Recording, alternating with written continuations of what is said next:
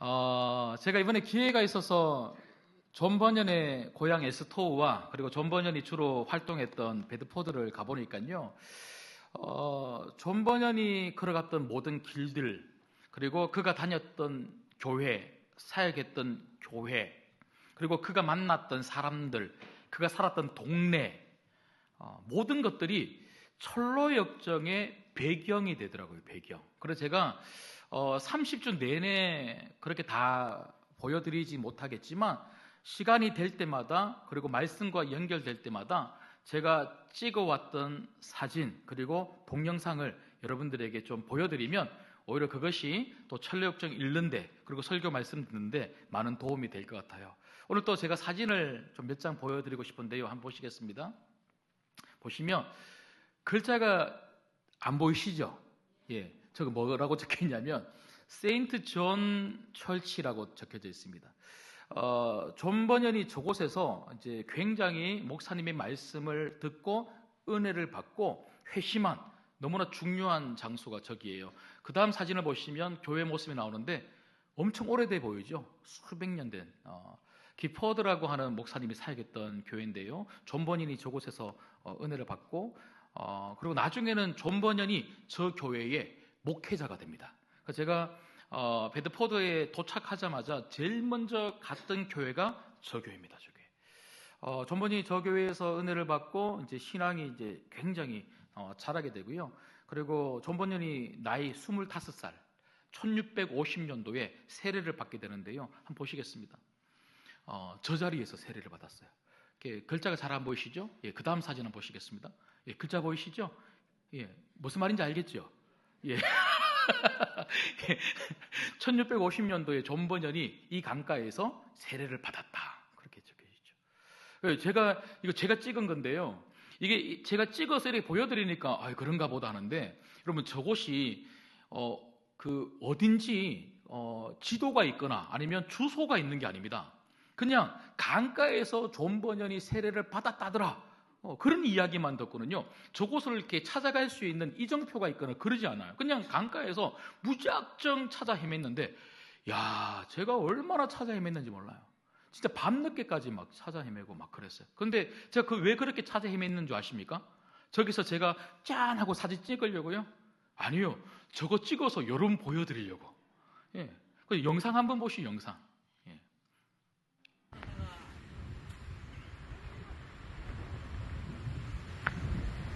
지금 제 앞에 제 목소리가 빠졌는데요. 우와! 그래. 여러분 저기 우저강변인데요. 저 우저강변에서 여러분 저게 얼마나 길고 넓은지 몰라요. 저기서 제가 저걸 찾아내는데 쉬웠겠습니까? 어렵겠습니까? 그래서 나중에라도 여러분들 중에 누가 가시게 되면 저대로만 가시면 찾을 수 있어서 제가 저렇게 했는데, 이렇게 이제 존 버년이 저 자리에서 이제 세례를 받았을 것이다, 그렇게 이야기를 합니다.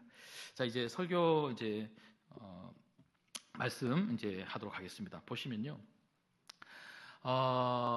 제가 존 버년에 대해서 말씀을 드릴 때에 항상 존 버년의 어떤 변화된 모습을 가지고 제가 말씀을 드리다 보니까 항상 존 버년은 그렇게 어릴 때부터 신앙이 참 좋았을 거다 이렇게 생각하지만, 사실 존 버년의 이 일생을 좀 살펴보다 보니까요, 여러 가지 역사적 자료가 뭐라고 이야기를 하냐면, 존 버년이 예수님을 제대로 만나기 전에는요, 형편없는 면목산 그리스도인이었다, 그렇게 이야기를 하더라고요. 존 버년 스스로도 어떻게 이야기하냐면, 내가 너무나 많은 죄를 저질렀고 큰 죄를 저질렀기 때문에 나는 예수님으로부터 용서를 받지 못할 사람이다, 이렇게 이야기해요. 그러니까 신학이 제대로 안 되어 있는 사람, 그리고 죄를 많이 저질렀는 사람. 특별히 존 버년은요, 욕을 그렇게 많이 하고 잘했대요. 그 입에서 나오는 말들이 얼마나 욕이 많이 나오고, 사람들하고 만나기만 하면요 툭하면 싸우고 그랬대요. 그래서 그가 제일 많이 했던 욕이 뭐냐면요, 모가지를 부러뜨려 버린다. 이거 제가 한 말이 아니고 문헌에 나와 있어요. 모가지를 부러뜨려 버린다. 골통이 깨져서 죽어라, 머리통 박살나서 죽어라, 이런 말을 누가 했다고요? 존 버년이 했대요. 예수님 만나기 전. 여러분, 예수님 만나기 전 우리의 모습이 어떻습니까? 여러분, 우리가 예수님 만나지 못하면요 변화되지 못해.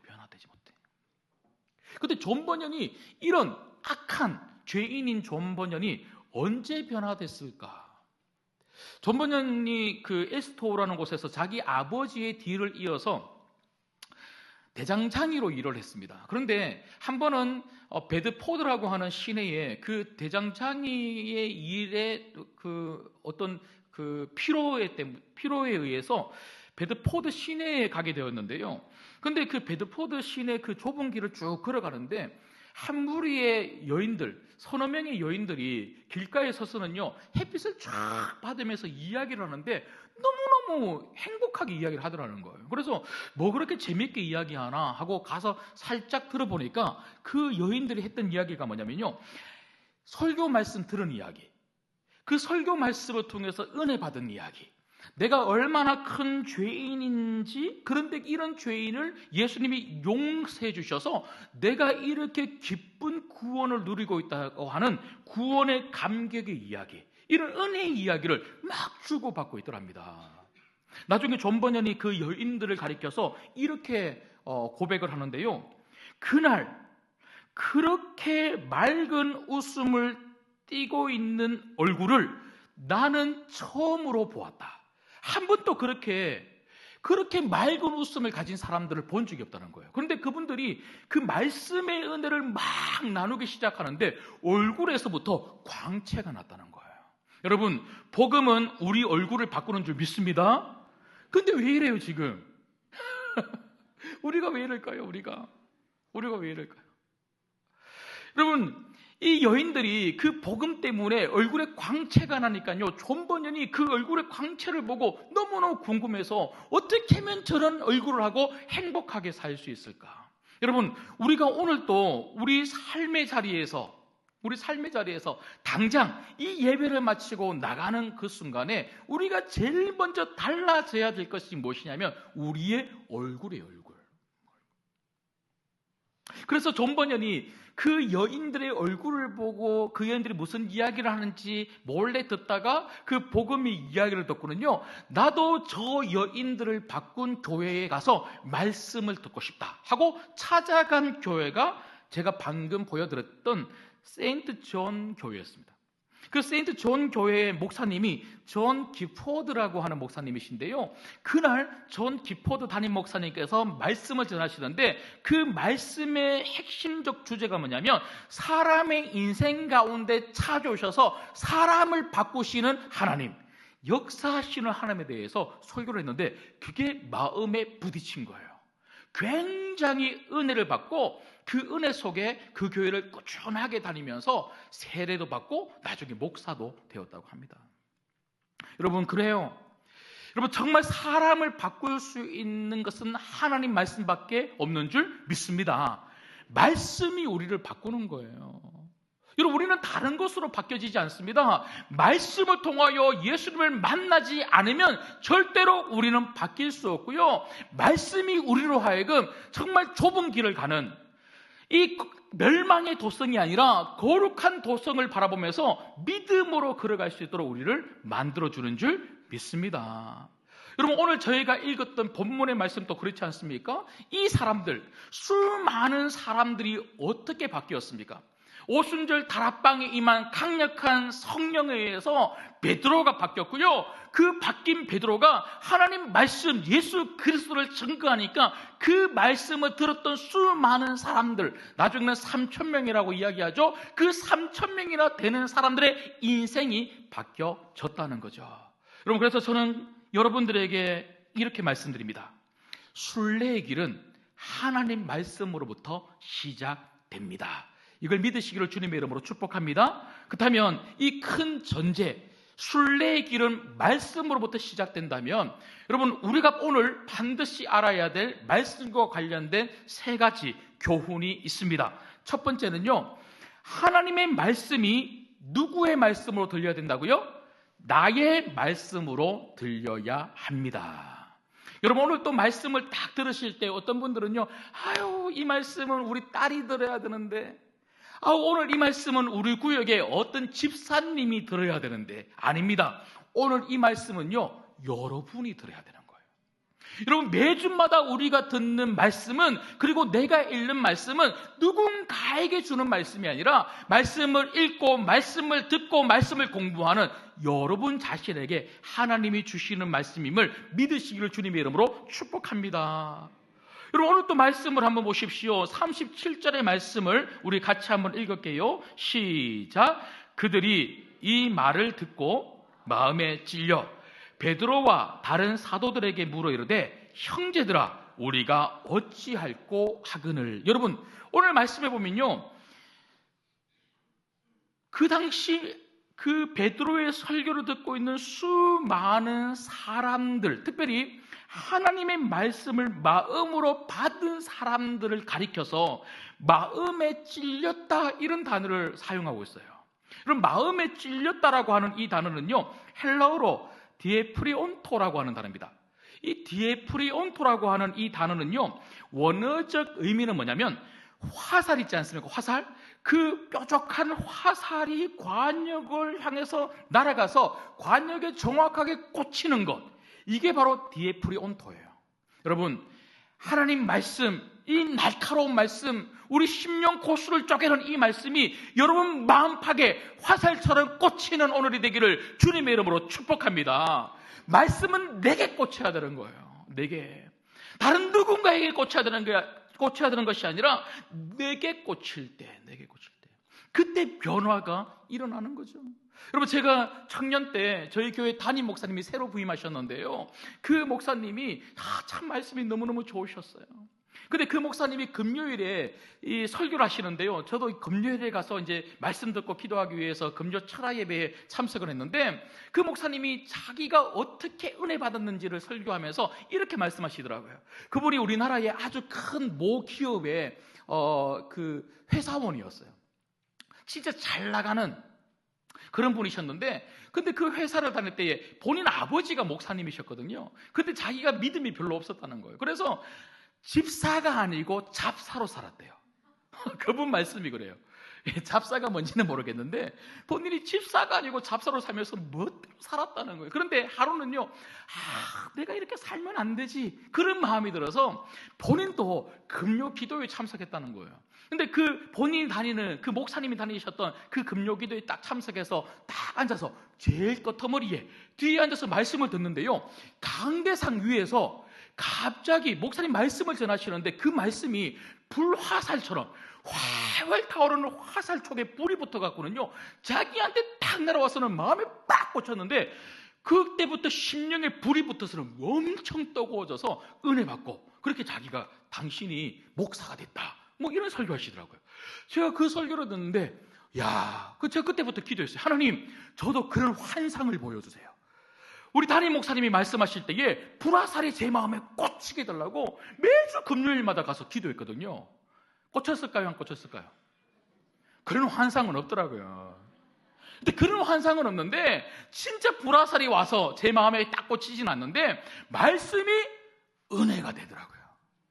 진짜 말씀이 은혜가 되고, 그 말씀이 나의 말씀으로 들리고, 그 말씀이 내 심령을 바꾸고 움직이고 꿈틀꿈틀거리도록 만들어 주더라고요. 여러분들 어떻습니까? 이 말씀이 여러분들을 정말 바꾸고 있습니까? 여러분 심령에 들리는 말씀을 여러분들은 매일마다 읽고 듣고 계십니까? 여러분, 우리는 이런 기도를 많이 하죠. 하나님, 이거 도와주세요, 저거 도와주세요, 이거 필요합니다, 저거 필요합니다. 하나님, 병 낫게 해주세요. 물론 그런 거 참 중요합니다. 근데 여러분, 진짜 우리가 해야 되는 기도가 뭔 줄 아십니까? 하나님, 말씀이 들리게 하여 주옵소서. 말씀이 안 들리는데, 말씀이 내 마음속에 와닿지 않는데, 그런데 아무런 안타까움이 없이 그냥 매주마다 이렇게 와서 원래 그런 거지 원래 그렇지 여러분, 혹시나 우리가 그렇게 생각하지는 않습니까? 여러분, 말씀이 들려야 되는 이유가 뭔 줄 아십니까?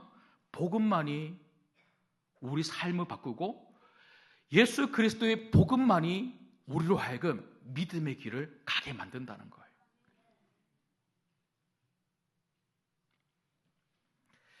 여러분, 오늘 또 이 자리에 많은 분들이 앉아 계시는데요, 정말 말씀을 듣고 마음에 받는 분들이 계신가 하면 그냥 이 1시간 반 거저 앉았다가 돌아가시는 그런 분들도 계실 수 있습니다. 근데 바라건대 저는 우리 신광교회 모든 성도님들이 매주마다 특별히 이 주일 예배 때 정말 말씀을 듣고 그 말씀에 부딪혀 그 말씀 붙들고 살아가는 말씀의 종들 되기를 주님의 이름으로 소망합니다. 그럼 두 번째는요, 말씀이 나의 말씀으로 들려야 될 뿐만 아니라 두 번째는 하나님의 말씀 앞에 솔직한 자기 고백이 필요하다는 것입니다. 여러분, 말씀은 반응이 중요해요. 내 말씀으로 들리면요, 우리는 그 말씀 앞에 반응하는 성도가 되어야 한다는 거죠. 여러분 잘 아시는 것처럼 히브리서 4장 12절 말씀에 보면요, 하나님 말씀은 우리의 심령 골수를 쪼개는 그런 생명의 말씀이라고 이야기하고 있지 않습니까? 우리 같이 한번 읽어볼까요? 시작. 하나님의 말씀은 살아있고 활력이 있어 좌우의 날선 어떤 것보다 예리하여 혼과 영과 및 관절과 골수를 찔러 쪼개기까지 하며 또 마음의 생각과 뜻을 판단하나니. 하나님의 말씀은 뭐라고요? 살아있고. 여러분, 하나님 말씀은 책이 아니에요. 하나님 말씀은 문자가 아닙니다. 하나님 말씀은 글자가 아닙니다. 하나님 말씀은 하나님이 하신 살아있는 말씀인 줄 믿습니다. 그 말씀이 우리 안에 내게 들리기 시작하면 그 말씀이 나로 하여금 반응하게 만든다는 거예요. 반응하게 만든다. 여러분 오늘 또 말씀해 보시면요, 그 살아있는 말씀을 들었던 사람, 마음으로 받았던 사람, 그 화살처럼 마음에 찔렸던 사람들이 뭐라고 이야기합니까? 우리가 어찌할꼬? 내가 그러면 어떻게 살아야 됩니까? 무엇을 해야 됩니까? 여러분 베드로가 뭐라고 그랬습니까? 베드로가 뭐라고 설교했냐면요, 여러분 말씀해 보시면 36절, 저희가 읽지는 않았지만 베드로가 이렇게 말씀하죠. 그런즉 이스라엘 온 집은 확실히 알지니 너희가 십자가에 못 박은 이 예수를 하나님이 주와 그리스도가 되게 하셨느니라. 여러분 베드로가 전한 메시지의 핵심이 뭐냐면요, 예수님이세요. 그 예수님 십자가의 복음을 전하면서 뭐라고 이야기하냐면 예수님을 십자가에 못 박은 죄인이 여러분들입니다, 이렇게 이야기해요. 근데 그 말씀을 들었을 때 마음에 찔림이 있는 사람들은요, 누구도 내가 언제 예수님 죽였어요? 내가 언제 예수님 죽이는데 앞장섰어요? 나는 예수님 십자가에 달려 죽을 때 그 자리에 있지도 않았습니다. 이렇게 핑계하는 사람이 한 명도 없었다는 거예요. 그 말씀 앞에 정직하게 대면하여 서서 그렇구나, 베드로가 전하는 그 메시지를 들었을 때 내가 진짜 예수 죽인 죄인이구나. 예수 죽인 죄인이구나. 여러분 진짜 중요한 게 뭔 줄 아십니까? 말씀의 거울 앞에 나를 살펴보는 거예요. 말씀의 거울 앞에 나를 살펴보는 거예요. 여러분 교회 오실 때에 여기 앉아 계시는 분들 중에 한 분도 빠짐없이 아마 남자분들이든 여자분들이든 모든 분들이 거울을 보고 오셨을 겁니다. 그런데 여러분 정말 우리가 봐야 되는 거울이 뭔 줄 아십니까? 말씀의 거울이에요. 말씀의 거울. 그 말씀의 거울을 딱 보고는요, 얼굴에 뭐가 묻었는지, 옷이 삐뚤어지지 않았는지 그걸 발견하고는요, 내가 옷이 삐뚤어졌네, 얼굴에 무엇이 묻었네라고 고백할 수 있는 자기 고백이 얼마나 중요한지 모르죠. 여러분 오늘 또 하나님은 말씀의 거울 앞에 여러분을 세우셨습니다. 여러분 영혼을 살펴보십시오. 이 말씀의 거울 앞에 여러분 지나간 일주일의 삶을, 인생을 살펴보십시오. 그리고 정말 이 말씀이 여러분 보고 여러분이 죄인이라고 말한다면 여러분 기꺼이 하나님, 제가 죄인입니다. 제가 죄인입니다. 제가 이 말씀의 거울 앞에 살펴보니까 저같이 악한 죄인이 없군요. 이런 진실된 여러분의 고백이 주님 앞에 있기를 주님의 이름으로 소망합니다. 마지막 세 번째는요, 말씀이 나의 말씀으로 들리는 게 참 중요하다고 말씀드렸습니다. 그리고 나의 말씀으로 들린 사람은요, 하나님 앞에 나의 참된 모습을 고백할 수밖에 없다고, 나의 죄인됨을 고백할 수밖에 없다고, 말씀의 반응이 참으로 중요하다고 말씀을 드렸습니다. 마지막 세 번째는요, 하나님의 말씀에 구체적인 행동, 구체적인 순종이 있어야 한다는 것입니다. 여러분, 오늘 본문 38절의 말씀을 우리 같이 한번 읽겠습니다. 38절 읽을게요. 시작. 베드로가 이르되 너희가 회개하여 각각 예수 그리스도의 이름으로 세례를 받고 죄 사함을 받으라. 그리하면 성령의 선물을 받으리니. 아멘. 베드로의 설교를 들었을 때 사람들의 심령에 그 말씀이 들리기 시작하고 찔림이 있기 시작했어요. 그때 그 찔림을 받았던 수많은 사람들이 베드로에게 뭐라고 이야기하냐면요, 그 죄인됨을 자각하고 나니까, 무거운 짐을 자각하고 나니까. 철로역정을 한번 보십시오. 이번 주간 1장을 읽으셨죠? 예. 진짜 왜 이렇게 목소리가 이러세요? 여러분, 매주마다 여러분 읽으라고 하는 분량을 한번 읽어보십시오. 진짜 읽어보시면요, 설교가 더 잘 들리고요, 읽어보시면 내용이 너무너무 은혜가 되고 정말 믿음의 길을 걸어가는데 여러분들에게 많이 도움이 될 겁니다. 이번에 1장을 읽으셨는데요, 철로역정 첫 시작이 무엇이었습니까? 한 남자, 그러니까 이름이 없어요. 그냥 한 남자 그래요. 그 한 남자가 성경 말씀을 읽는데 죄에 대한 자각이 일어나기 시작하는 거예요. 무거운 짐을 지고 있는 자신의 모습을 딱 깨닫기 시작하죠. 거기서부터 그러면 내가 어찌해야 될까? 천성을 향하여 나아가는 이 믿음의 길에 대하여 궁금해지기 시작하는 거예요. 그런데 여러분, 오늘 38절 저희가 읽었지만 이렇게 어찌해야 될까라고 이야기하는 수많은 사람들에게 베드로가 무엇이라고 이야기를 하냐면요, 회개해야 된다라고 이야기해요. 회개. 여러분, 회개가 뭡니까? 죄를 깨달았으면 그 죄를 예수님 앞에 고백하는 것이 바로 회개 아닙니까? 회개. 그럴 때 죄의 자리에서 떠나 예수님이 가라고 하는 십자가의 길, 좁은 길, 예수님과 함께 동행하는 순례의 길이 시작된다는 거죠. 그리고 특별히 여러분, 우리는 회개에 대해서 어떻게 알고 계십니까? 하나님, 저 잘못했어요. 제 죄를 용서해 주세요. 이렇게 기도하는 것만 회개가 아닙니다.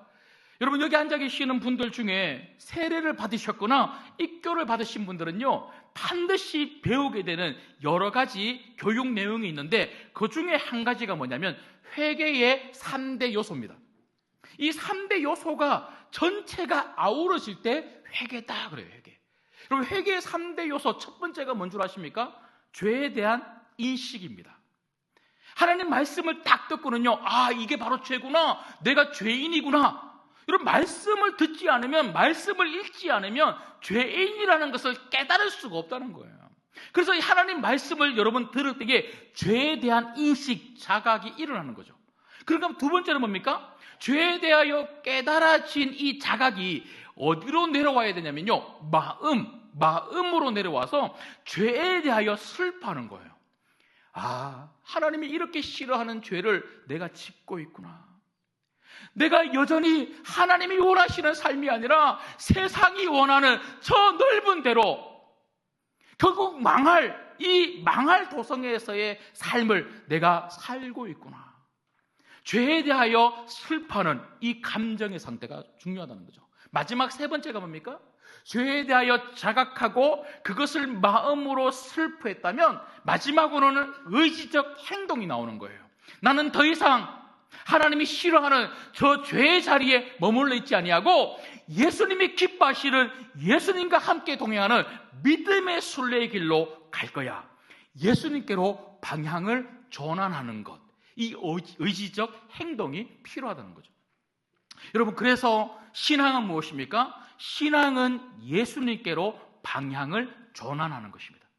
여러분, 어떻게 우리가 예수님께로 방향을 전환할 수 있습니까? 말씀 앞에 회개하고 이 말씀 앞에 우리의 죄된 모습을 주 앞에 내어놓고 회개할 뿐만 아니라 이 말씀이 요구하는 대로 순종할 때에 우리의 말이 달라지고 생각이 달라지고 삶이 달라지는 회개의 삶이 여러분 가운데 있게 될 줄 믿습니다.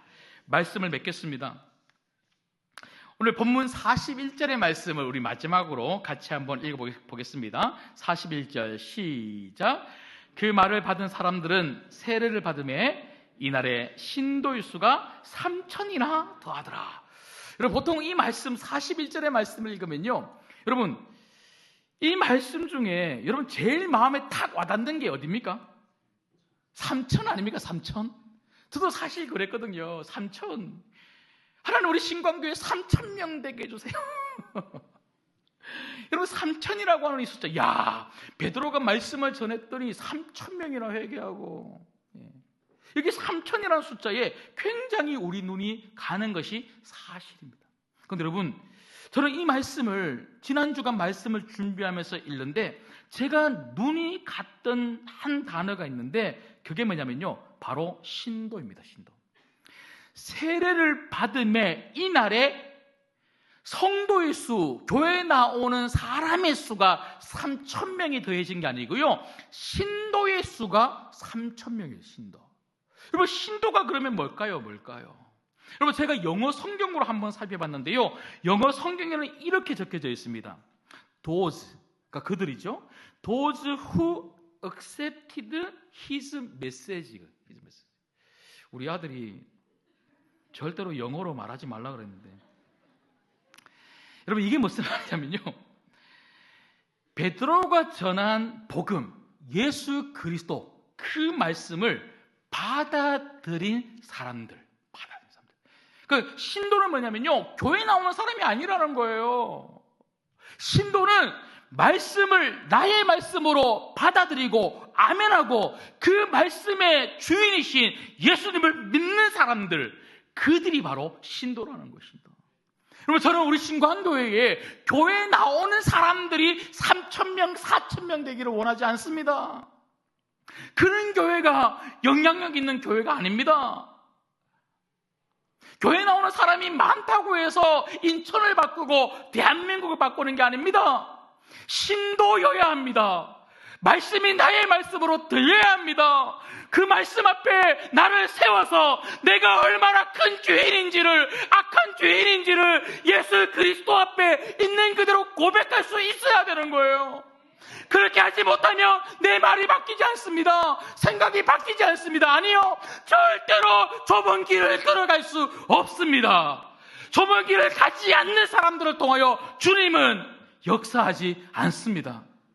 저는 적어도 오늘 이 자리에 있는 우리 성도님들이 정말 신도가 된다면 매일매일마다 말씀 앞에 부딪히고 그 말씀을 나의 말씀으로 받아 그 말씀에 신실하게 아멘으로 순종하며 나아간다면 이런 우리 신광교회 성도들과 우리 교회를 통하여 분명히 하나님은 역사하실 것이라고 저는 믿습니다. 이 믿음의 길에 신도가 되어주셔서 말씀 앞에 믿음의 길을 꿋꿋하게 걸어갈 수 있는 복된 여러분 되시기를, 그래서 여러분들 때문에 우리 인천이 바뀌기를 주님의 이름으로 소망합니다.